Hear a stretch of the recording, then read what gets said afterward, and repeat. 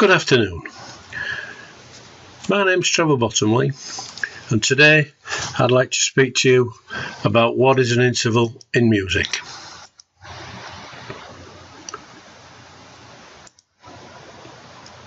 In music, an interval is described as the distance in pitch and space from one note to another, or two notes. Intervals are determined by the number of letters from the lower note to the higher. The lower and higher notes are both included in the interval. There are two types of interval, simple and compound. The simple interval occurs within the octave and a compound interval occurs outside of the octave. They are also called diatonic and chromatic intervals. From C to D, there are two letters included in the interval, and we call this a major second.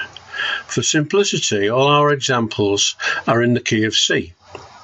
Taking the tonic note as C, if we move up to E, then this move includes three letters, C, D and E.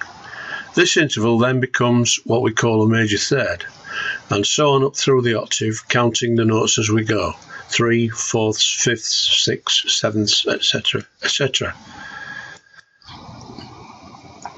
If the two notes forming an interval are both in the same key and are part of its scale, then this interval is called a diatonic interval.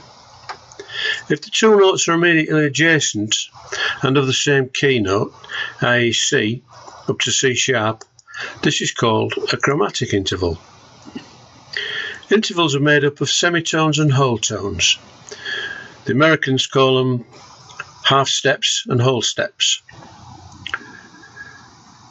A whole tone and a semitone have been the distance between two immediate adjacent notes, and a whole tone being the distance between two notes with the note in between.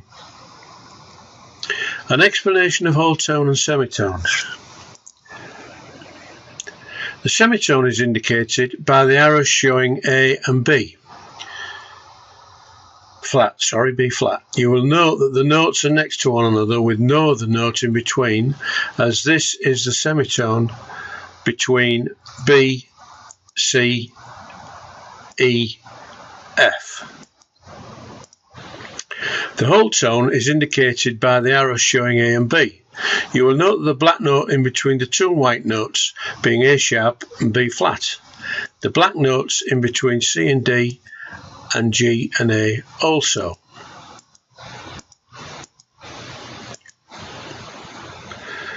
It therefore follows that an interval is constructed of semitones, whole tones, or a combination of both. Let's take our tonic note as C again. If we then play D, this represents a major second. You will note that the black note C sharp, D flat is in between the C and the D. Again, we start with the tonic note C, and this time we move up to E. As there are three notes in the interval, C, D and E, this is called, as we said before, a major third. We then move up to F. This interval is called a perfect fourth. There are no major or minor fourths or fifths, they are always perfect. The fourth and fifth can either be augmented up one semitone or diminished down one semitone, but never major or minor. G is a perfect fifth, A is a major sixth, B is a major seventh, and C is the perfect octave.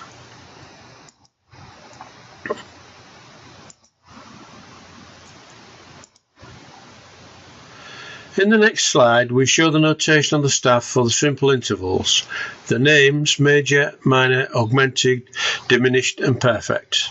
You will note that we have shown the minor indicator in lowercase.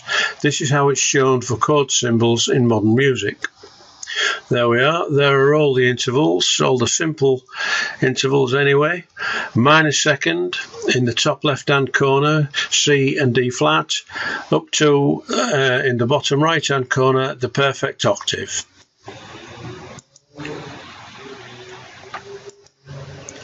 We hope this tutorial has been of use and you know how intervals are formed and constructed.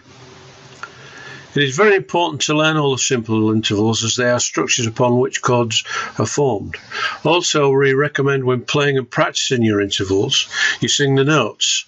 This way you become accustomed to the sound and it can be a great advantage to be able to recognise an interval when played.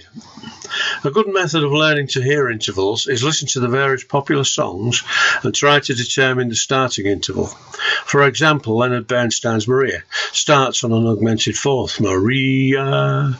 The re part of the phrase is the augmented fourth F sharp. But for now, happy piano playing.